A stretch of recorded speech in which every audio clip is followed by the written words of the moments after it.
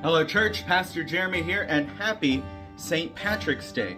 There are a lot of legends around St. Patrick. There are a lot of stories around St. Patrick. There are all of the festivals and fun things that we've built up around his legacy. And all of this extra stuff has somewhat clouded who he actually was. St. Patrick is a historic figure.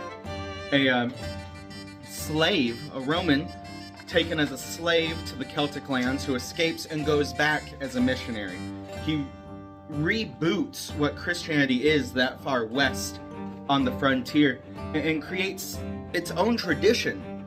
The Christianity of Ireland, of Bethany, of Scotland, of the Highlands, of Gaul, it's different than European Christianity. It's different than what was happening on the continent. It's different than what they were doing in Rome. It's different than the Orthodox. It's different from the traditions that would take hold in Central Europe in the New World, like Protestantism. Celtic Christianity is really its own branch of the tradition. They're another set of our family, and it's a beautiful tradition, very focused on words. They care about blessing, about speaking good things over each other. They have this sense that the world is enchanted with God's love, that the universe hums with the reverence of God's divinity. Everything that has been touched by God radiates goodness.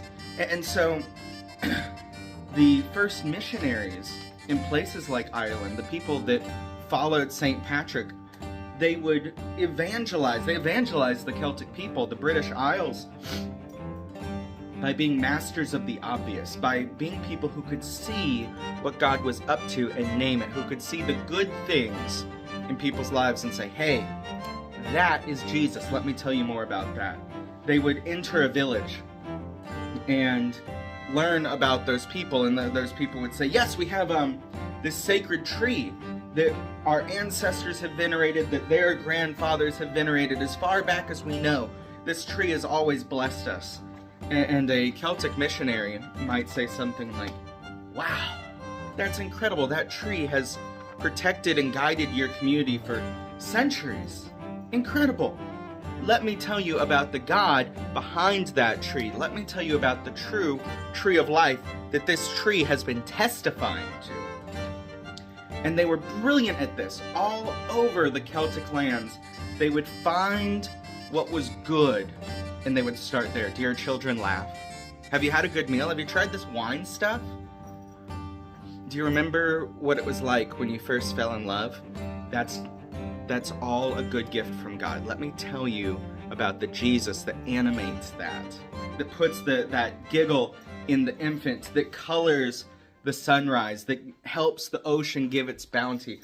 All of these good things are pointing you to a higher reality that's just there if you're brave enough, if you have the eyes to see, the ears to hear, if you're willing to come and follow. There's even more of that stuff. I propose that we should be similar in our world today. We should be masters of the obvious. As we see and notice, we should name the good things of God in our lives, in our community, in the lives of those who don't yet know Christ. We should be those who help reveal the goodness of God in the world around us.